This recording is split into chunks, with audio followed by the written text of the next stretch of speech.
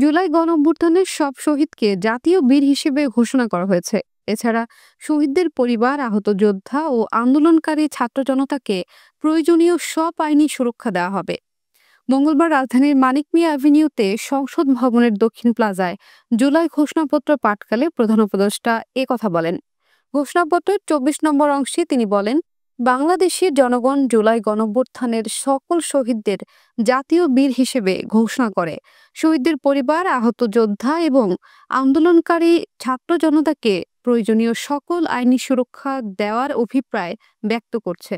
প্রধান উপদেষ্টা বলেন, বাংলাদেশের জনগণ বিগত ১৬ বছরের দীর্ঘ ফ্যাসিবাদ বিরোধী আন্দোলন সংগ্রামকালে এবং ২০২৪ সালের জুলাই গণঅভ্যুত্থানকালীন ফ্যাসিস্ট আওয়ামী লীগ সরকার কর্তৃক সংগঠিত গুম, খুন, হত্যা, গণহত্যা, মানবতা বিরোধী অপরাধ ও সব ধরনের নির্যাতন, নিপীড়ন এবং রাষ্ট্রীয় সম্পত্তি লুণ্ঠনের অপরাধ সমূহের দ্রুত উপযুক্ত বিচারের দৃঢ় অভিপ্রায় ব্যক্ত করা হচ্ছে।